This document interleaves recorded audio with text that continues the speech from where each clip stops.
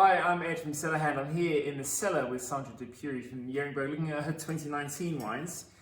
First up of the reds here, we have the 2019 Pinot Noir from Yeringberg. Sandra, how would you define your approach to Pinot Noir in general at Yeringberg? Well, our Pinot Noir's probably a little bit different to a lot of Pinot Noirs.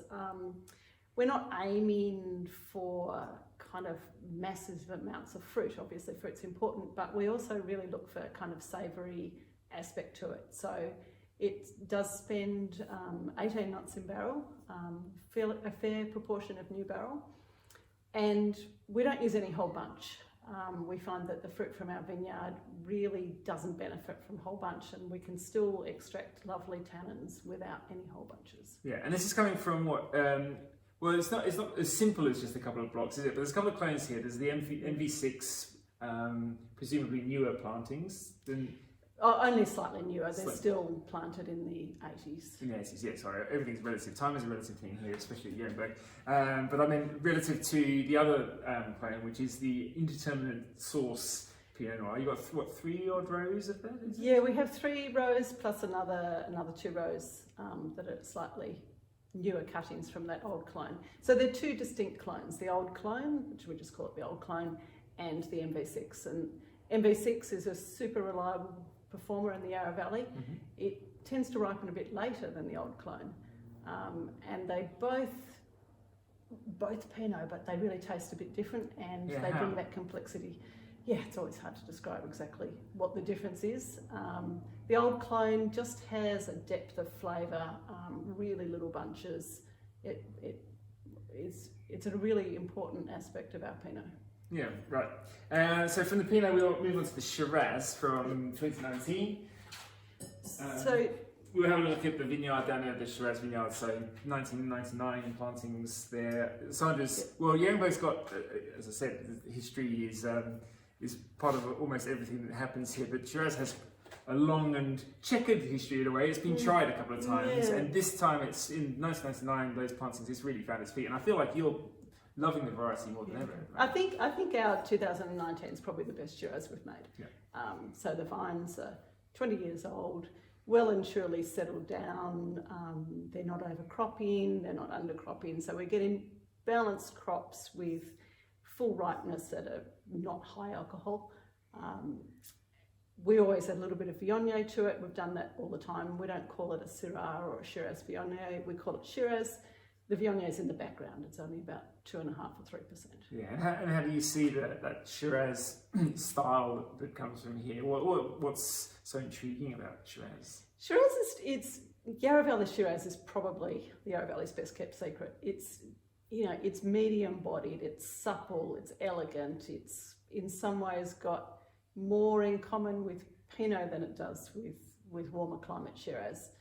It's fragrant, it's got tannin but not a lot of it.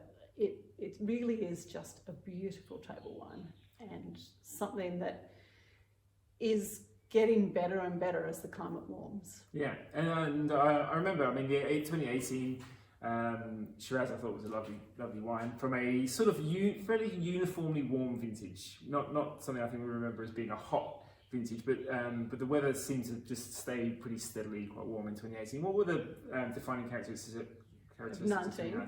So 2019 was quite wet in the spring, so the vines had decent amounts of water reserves. There was a lot of disease pressure in December with the continued wet weather.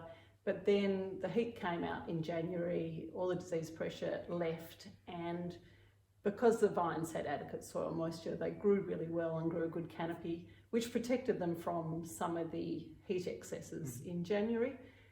And then by the time we got to February, we thought it was going to be a really hot year, but then it slowed down and the heat kind of became much more manageable, and it ended up being a long, slow ripening season. Yeah, you were saying earlier that people forget the very end of that season. Yeah, it really dropped off, and you ended up waiting until the next wine, the very famous so-called Yeringberg, so famous it goes by just one word. That the Cabernet varieties here were left to very calmly ripen. Yeah, we ended up having to wait for the Cabernet Sauvignon to ripen. So despite the hectic start to the 19 vintage, it settled into a lovely autumnal ripening period. And I think the 2019 vintage from the Yarra is going to go down as one of the best vintages in recent history. Yeah, and 2019, I know, this wine, we talked about it before, it's really sort of the calling card of the vineyard. It's the one that is most, it's literally synonymous with Yeringberg because it's called Yeringberg, but one that really shows the vineyard and the vintage every single year. So the blend reflects really what's planted there. Roughly, what are those proportions then? So the vineyard's planted to approximately 60% Cab Sav. Then we end up with about 15 each of Cab Franc and Merlot. It goes up and down a little bit depending on the year. And then less than 10%, 5 to 10% each of Malbec and Petit Verdot. They all ripen at different times, they all behave differently. We pick them separately, ferment them separately, but then the blend is created as soon as possible after picking. And it's created by the wines that are in the cellar, not by me deciding we need 3% more of this or 2% less of that. And obviously it's a wine, known as one of Australia's great Cabernet wines, but we're lucky to live in a country where there are quite a few other, very fine examples from, be it from Yarra Valley, be it from Margaret River, or wherever. We do live in a place where Cabernet has been shown to work really well in a few different places, in a few different styles, I suppose. How would you define the Yeringberg stamp when it comes to this grape variety, or this set of grape varieties? Yeah, I think it's always an elegant wine. So balanced and elegant, approachable when it's young. It's a table wine. It's a wine to have with food. So it definitely shows a Cabernet character. It's got some cassis. It's got, tiny touch of leafiness, but it also has the richness in the mid palate that comes from the Merlot, the perfume that the Cabernet Franc brings to the blend, and then kind of the dark fruit and the acidity that the Petit Verdot brings into the blend. It's always a wine that we'll keep for years and years for special occasions, but totally approachable as a young wine, especially with decanter.